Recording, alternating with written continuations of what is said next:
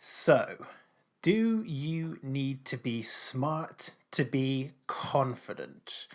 That's what we're going to be exploring in today's video. My name is Ben. Welcome to Life Transformation UK. This channel is all about teaching you how to achieve your freedom through confidence and going in deep when it comes to how to develop confidence and some of the myths and misconceptions around them.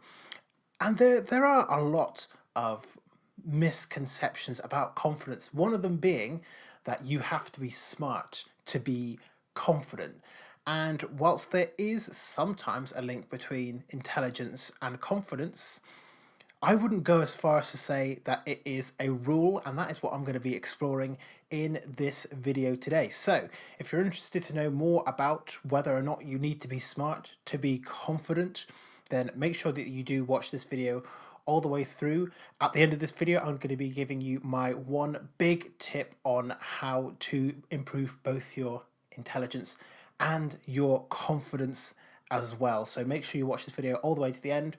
If you find it useful, leave a like because it really helps to support the channel and to boost the video in the YouTube algorithm. So it is always much appreciated when likes are left on the video. If you're new to the channel, of course, make sure that you do subscribe for more videos like this on a regular basis. As I said, this channel is all about helping you achieve your freedom through confidence. So I put out videos on self-confidence, self-esteem, and general self-improvement 3 times a week. So make sure you are subscribed if you want more videos like that. And let's jump right into the meat of this video. So, as you might already know from my story being shared in previous videos, I was homeschooled up until I was about 15. So up until that point, I hadn't had that much social interaction with other people, and due to other factors in my life, I also had a massive lack of confidence as well as some issues with anxiety. So I got into school at about the age of 15, and that was when I realized that I had all of these kind of social problems that I didn't really know how to address. I just was absolutely not confident in myself at all. And obviously, a lot has changed since then. But at the time, there was only really one thing that I could fall back on, and that was my academic skill, my level of intelligence, or what I thought was my level of intelligence, because I thought of myself as a pretty smart guy. And whilst I would not probably say that I am a very smart person, now I would definitely say that I'm a person of roughly about average intelligence. At the time, that was really what I built my self-esteem and my confidence on. And in fact, throughout school, college, and the early years of university, I really overcompensated for my lack of confidence and my lack of social skills with thinking that I was just smarter than everyone else. And in fact, I would constantly kind of go out of my way to prove to people how smart I was and how many books I had read and all the different things that I knew about. Of course, I did not realize that it was just making me seem like an absolutely insufferable know-it-all at the time. But kind of, we live and we learn, we move. And at the same time, I became kind of obsessed with learning how to be smarter, because at the time I had watched what is now actually one of my favorite films, which is Limitless, the film with Bradley Cooper. The basic kind of plot of the film is that the guy is a bit of a loser, he's a failing writer, and he takes a pill and it makes him the smartest man on earth. For about 24 hours every time he takes the pill. I think, actually, no, sorry, it's about 12 hours every time he takes the pill. If it's my favourite film, I've got to make sure that I get the details right, otherwise I would look like a bit of a fraud. But I became obsessed with this idea that there was a way to make myself smarter. And one of the things that happened was that once he took this pill, he also became one of the most confident people in the world, and that really appealed to me as well. And I kind of drew this link even more securely, that the smarter I got, the more confident I would become. So like I said, I became obsessed with it. I started taking some, not so much drugs, not even medication though, we'll call them recreational cognitive enhancers, called nootropics or nootropics, or however you want to pronounce them because I thought that was going to make me smarter. In reality, it just kind of hit my budget, and I didn't really see that many measurable effects. It's something that I plan to go back to later on when I've actually got the time and the budget to experiment with it. But I would also do things like I would spend hours reading and using brain training apps and doing all the things that I thought was going to make me smarter. And all that really happened was that I was using what I perceived as my kind of above average intelligence, which actually turned out to be just average intelligence. And I was overcompensating for my lack of social confidence with my apparent intellect. Now, what I've said on this channel previously is that if you are going to become a confident person, you have to build that on a solid foundation. And the best foundation for self-confidence is self-acceptance. You cannot create confidence based off of a belief that is, or a belief that might not necessarily be true. So for me, I thought that I was a very, very smart person, and the reality being I was kind of in the 50th percentile, I would imagine, of everyone else. And once I realized that I just was not as smart as I thought I was, or every time I realized that, because I actually realized it quite often, I just completely denied it. But every time that happened, my confidence would just get reset to zero, because it was proving that what I was building my confidence on was a sham. It didn't exist. So with no foundation, a building collapses. And that's what kept happening with my confidence. I would build myself up by thinking I was this super, super smart guy, and then something would come along to basically prove that I wasn't, and I would just crumble. So that's kind of where I was. Now, where I am now is, first of all, as I said, self-acceptance is 100% the key to self-confidence. So the first thing that I had to learn to do was accept my limitations. And one of my limitations is I'm a perfectly average guy in terms of intelligence, and in fact, most other things as well.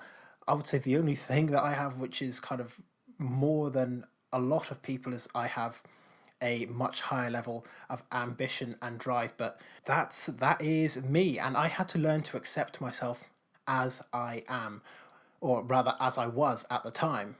Otherwise, I would never be able to build up the confidence that I actually wanted to. And I'd love to say that I had this massive revelation kind of all at once, but in reality, it kind of happened a bit at a time, with support from friends and with a lot of introspection also. So because I know that I'm not a particularly smart guy, what I choose to do instead is I build on my strengths and I shore up my weaknesses. So if I know that I'm strong in an area, I'll double down on that. If I know I'm weak in an area, I will try to learn how to improve it. But at the end of the day, my confidence is based on my strengths. I still try to make an active effort to learn as much as I can about as many things as possible, but not because I think it will make me a smarter person, or not because I want to be perceived as a smarter person. But in reality, when it comes to things like growing a business, the more you know about a lot of things, the better. Of course, you should 100% specialize in certain things, but over the last few years, I have read everything from philosophy and business and marketing and psychology and autobiographies and even some self-help books, if a little bit more for entertainment now rather than anything else. But I always try to make an effort to learn more, especially from life and from the mistakes that I make and from the things that happen to me, or rather the things that happen for me, depending on your perspective of that. But that's a video for another time, I think. I never try to bring people down for not being as smart as anyone else. And more importantly, I never elevate somebody for being smarter than me. Because at the end of the day, it really doesn't matter how smart you are. It kind of depends on actually what you do with that level of intelligence. I also stopped acting smart, because really that's what I was doing. I was just acting smart. I wasn't actually smart. I was playing the character of a person that was smart. I had to stop doing that, because ultimately what it was doing is it was alienating people. And if you want to proceed in life, you have to have the support of other people, whether that is friends, family, your manager. the people who are interviewing you, whoever it is, you need to have them on your side if you want to move forward in certain areas of your life. And if you're just alienating people by pretending that you're smarter than them, then you're not going to move forward. And that's what was happening for me. I was not moving forward, so something had to change. And really, the smartest people that I actually know don't go about trying to make themselves seem smart. Rather, they actually explain things a lot more simply than most people. And based on all of this, I'm actually the most confident that I've ever been, because I focus on who I actually am and I accept myself, and I do the things that I want now in life rather than the things that I think that I have to do, or the person that I think I have to be. So really, that's it. That's my kind of the tip that I promised you at the beginning of this video, is that self-acceptance is 100% the key to confidence, but it's also the key to becoming kind of more intelligent, or maybe more socially smart, or maybe smarter in other areas of your life. Because if you can accept yourself as you are, then you know that you're not perfect. And if you know that you're not perfect, then you know that it's okay to make mistakes. And the more mistakes you make, the faster you learn. It's something that I shared on one of my Facebook Live videos the other day, which, yes, I suppose that is a plug for the Facebook page. You can find that in the description, or facebook.com/Life Transformation UK. Oh, that was cool. I've not done one of those before. Or maybe I have a long time ago. But I heard somewhere that the people that succeed the fastest in life are the ones who are willing to make the most mistakes in the shortest amount of time. And of course, you have to then learn from those mistakes. And the more you learn from those mistakes, the faster you're going to grow and progress in all areas of life, no matter what it is. So, to answer the question, do you have to be smart to be confident? The answer is, thank God, no. Otherwise, I would really be screwed on this. So, that's it. That's the end of this video. I really hope you have enjoyed it. I hope you found it useful. If you have done, of course, make sure to leave a like and subscribe to the channel for more content like this on a regular basis. Make sure that you leave your thoughts and questions in the comment section below. Let me know if you agree. Let me know if you disagree. Let me know anything, really. And I will do my best to respond to the comments as soon as I possibly can. But otherwise, thank you very much for making it all the way to the end of this video. And I look forward to seeing you in future videos very soon.